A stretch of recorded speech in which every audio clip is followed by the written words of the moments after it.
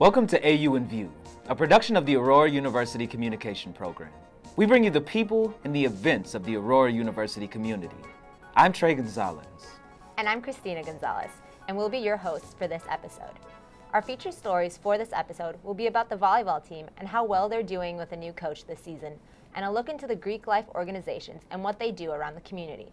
We will also be interviewing Coach Lancaster, head coach of the men's basketball team here at AU. But first, let's go over the latest news.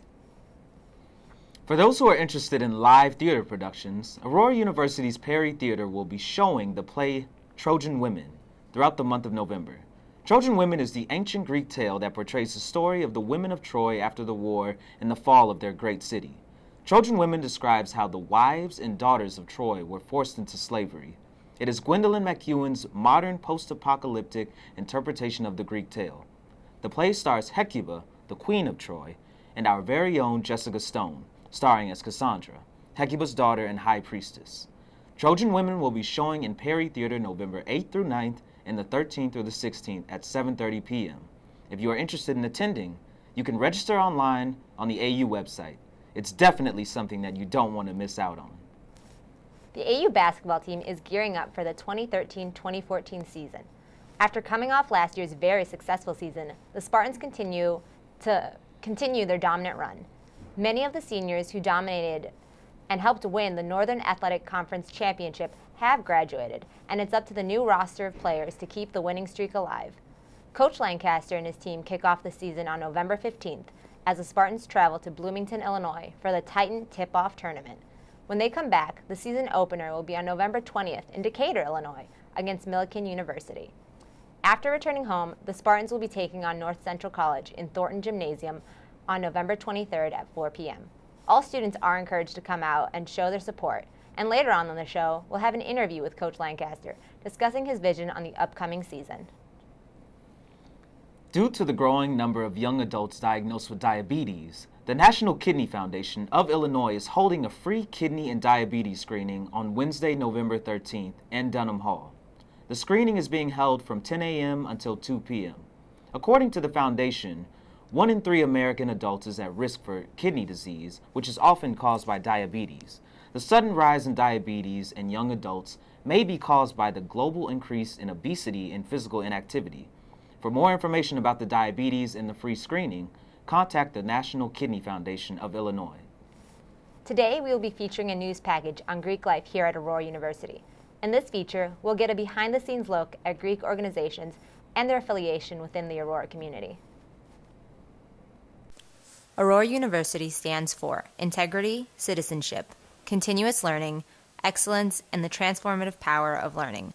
What most people don't realize is that Aurora's Greek life shares the same values. I'm Christina Gonzalez, and I'm here at Aurora University. Aurora is a really small campus, and so is the Greek life on campus. In fact, many people don't know that Greek life is even on campus or what it is they even do. I'm here to take a look behind the scenes and look into some of the minds of Greek life members. Gamma Phi Omega is one of the sororities on campus. For my sorority, we're known here as Elite Eta Chapter, and we currently have 8 undergraduate members. Our 4 goals are academic excellence, community service, cultural awareness, and sisterhood. So we try to focus around those goals and try to promote that here at AU and throughout the other schools. I am part of Gamma Phi Omega International Sorority Incorporated. My sorority was founded at Indiana University in 1991, and then it was established here at Aurora University in 1999. Right. So we've been here for 15 years this coming April. Phi Iota Alpha, the first Latino American fraternity. I am a brother of the Alpha Omega chapter of Phi Iota Alpha.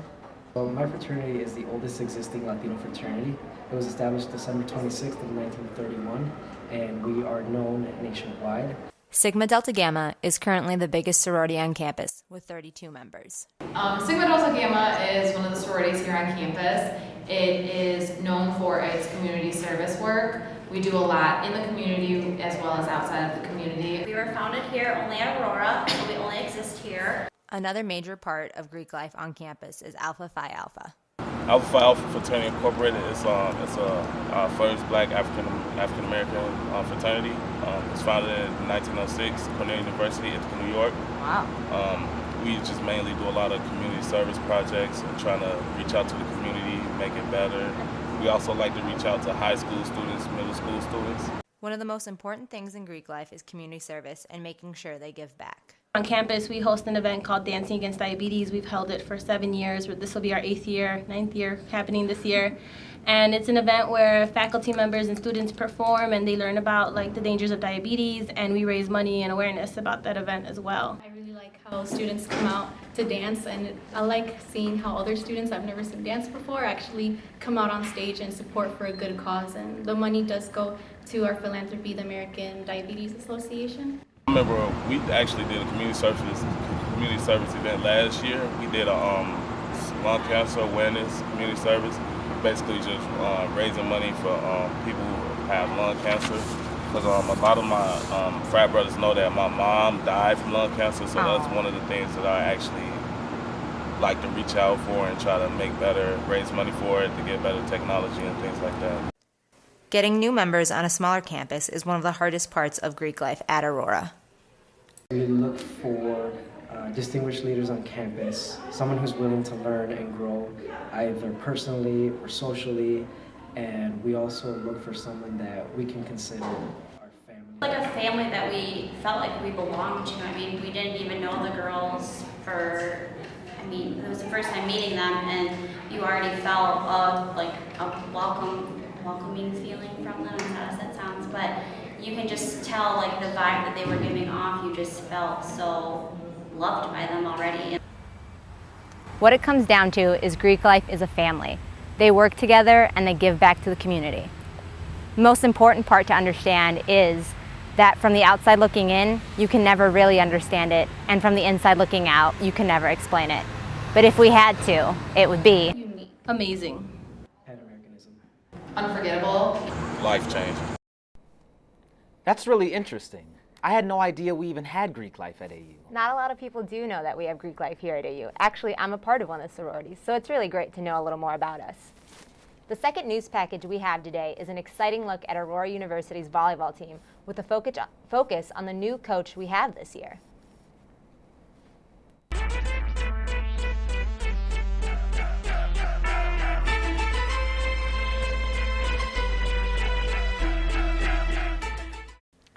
Aurora University welcomed a new head volleyball coach to its coaching staff this year. Coach James Seidelman joins the AU family all the way from New York, where he coached at 3 other schools and played himself as a 4-year starter at Springfield College, earning himself the award of All-American twice in his collegiate career.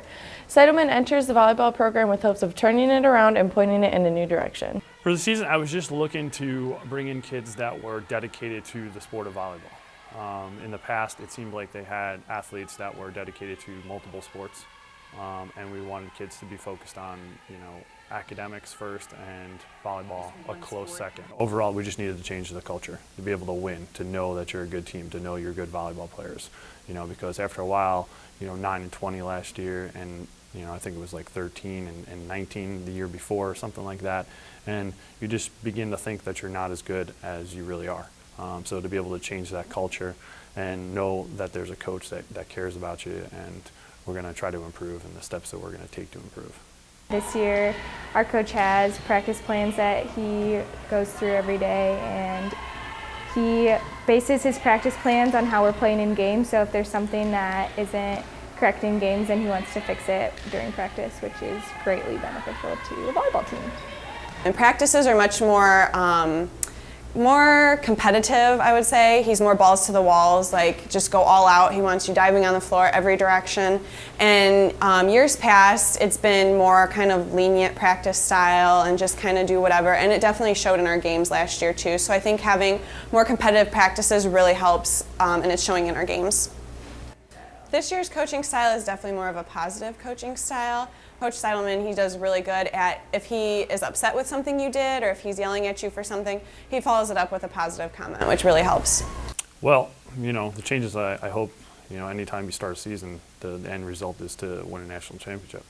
And that's something that's going to be a process, and it takes a while to do. And it's going to take steps going forward. I think the program will do a lot better in the future, and I think he has us on the right track so far. I think that it will do well in the future. He is an intelligent person. I'm really excited to see what the future holds for Aurora Spartan Volleyball. I'm really upset that I'm a senior and can't be here to experience it, but I'm sure they'll do really good and become a conference championship team in no time, because there's plenty of talent on the team that will still be here once we graduate. We're really focused on our conference matches and qualifying for the NCAA tournament. You know, if you get in, you never know what can happen. And that's kind of the philosophy we're taking towards this year. We're just trying to take those baby steps moving forward, you know, do better in our conference this year, and I think, you know, we're off to a good start so far. I'm just looking to kind of keep that momentum going. The changes that Coach Seidelman is making to the volleyball program is proving to be very beneficial here at Aurora University. The team's current record is 10-11, which has already greatly improved from seasons past. The team appears to be on its way to a successful season and many successes to come.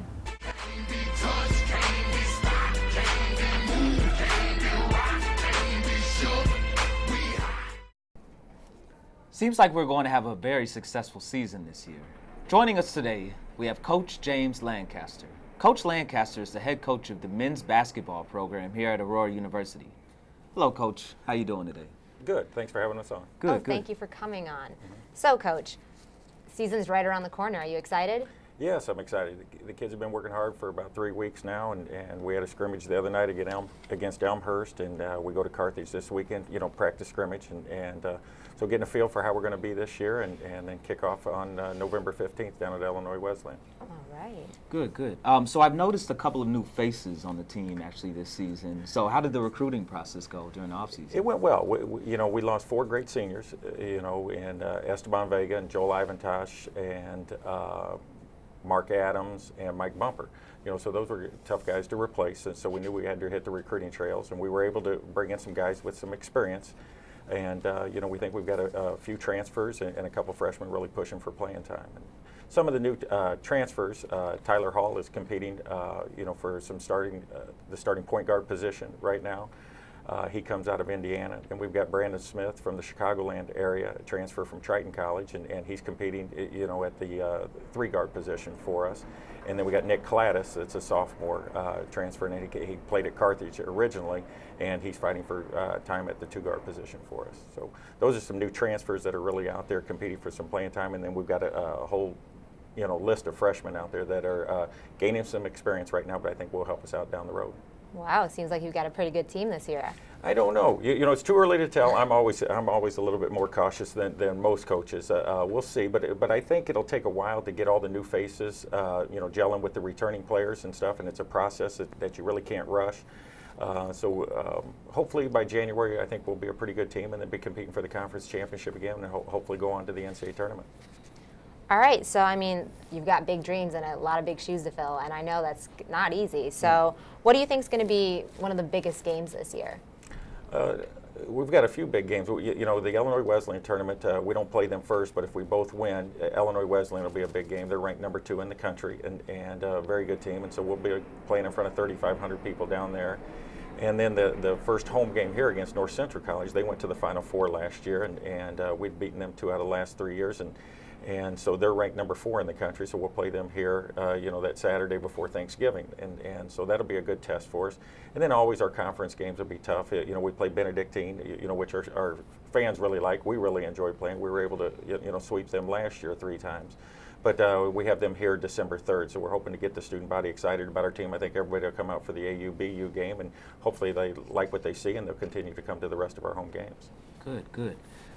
So I know that winning in the Aurora University basketball program is something that you really pride yourself on. So how did it feel to win that conference championship? Like how did you tell the players to handle it well? Like how did that whole process go? First of all, we really don't focus on winning. We focus on the process of winning and doing things right every single day, and then winning will kind of take care of itself. We did feel a little pressure because, we won in this new conference. We won the first 4 conference championships, and then we went 2 years without it. We've never had a recruiting class, go through Aurora University in 20 years and not win a conference championship and not go on to the NCAA tournaments. So those 4 seniors I was talking about were all, 3-year transfers in here, and so they had never played in the NCAA tournament. And I felt responsible. Or pressure, to make sure those guys were able to see it, and so they worked their tails off, and their leadership has really got us into the NCAA tournament. It was the first time we had to win on the road. We had to go up to Lakeland College, and play them, where we had lost to them during the regular season after having a 10-point lead with under a minute to go. And so it was one of those losses that I'm sure I'll forget about in another 20 years. But, and having to go into that environment and win on the road. And so, those kids got to experience something that none of our players have done in the past, and that was cut down another team's nets, on the road. But it sure made that, 2-hour drive home a lot more enjoyable. And so the bus ride was a lot of fun. And those guys enjoy it. They know how to win with class. They know how to compete. And I don't know how we're going to replace their leadership. Joel Ivantosh really left an impact on this campus, and we've got an award named after him now because of his leadership and team play, style that he brought to our program. So losing those guys is certainly going to hurt. All right, well, I know since those are big shoes to fill and you have spoken so fondly about how they've left their impact, do you see any of your current members stepping up, becoming leaders, and really standing out? Yeah, the face of our program, I would say this year is Scott Laskowski. It's hard to be on this campus and not know Las. He's done a great job. He's really taken his leadership role to a different level. And, he certainly was a follower early on and one of the immature guys on our team back in his freshman and sophomore years, but he's really doing the things that a good leader does now. And I know he's in some leadership classes here as well, reading some leadership books, but he's done a great job with our team. He's always had the charisma where people want to follow him. I think he's just using that power for good now. And so he's really leading the way. And then we've got people that have been in the program like Gavin Walker and Kyle Pilmer and different things like that are also captains on our team.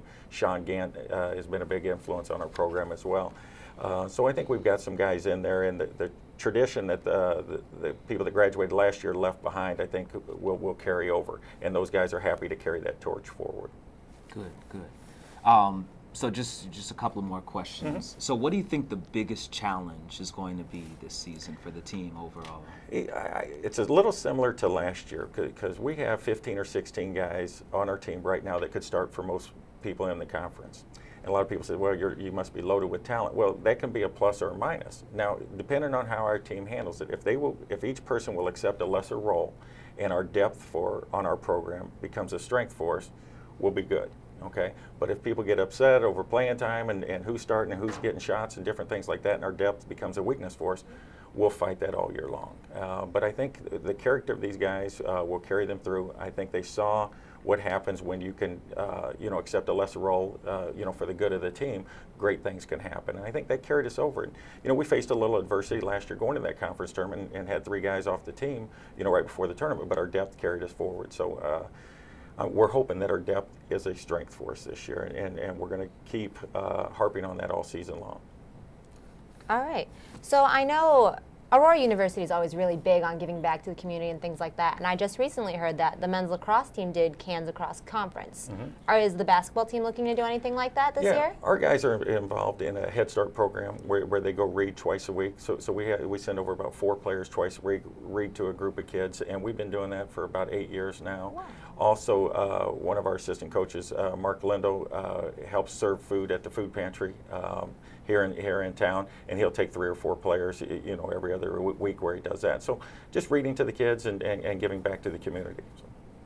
Wonderful. So just one final question. I know you mentioned that BU and Illinois Wesleyan are a couple of teams that you had in mind. But if you had to give us just one team that if you wanted to, you could just go out and play them right now, who is that one team that you are looking forward to on the schedule this upcoming season to play? I've already mentioned the Illinois Wesleyan, North Central. Benedictine is the one that I think everybody gets to experience. It's funny to hear that referees fight over who gets to ref the AU-BU game because they love being in that environment. It really is neat. I think both schools do a great job with their student sections and performing that game. But that's a given. I think everybody knows the AU-BU game. Marion is the team that's got 5 starters back, that I think is really going to be competing for the conference championship in Lakeland. I would like to go out and play those guys right now, see where we stack up, see what we got to work on, and it really isn't where we're at now, it's where we're going to be, at the end of February. And the teams that stay the course and keep their focus and stay together over that time will be playing their best basketball in the end. We've been fortunate enough to be doing that, for the last few years, and hopefully that continues. Oh, well, that's great.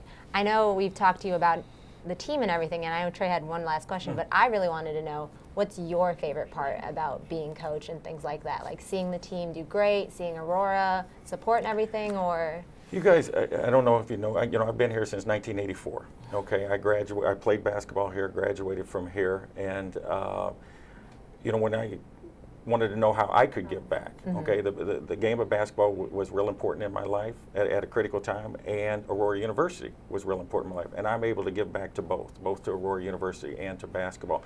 I love being around kids. I have 4 daughters. I actually have a freshman here on campus now this year, living in the residence halls, but I got 3 other daughters. And to be able to have my daughters grow up around quality individuals like our basketball players, where they grow up aspiring, I can't wait to go to Aurora, I can't wait to go to college. And so I don't have to convince them that college is the way to go, that's the environment they've grown up in. But and it also keeps me young.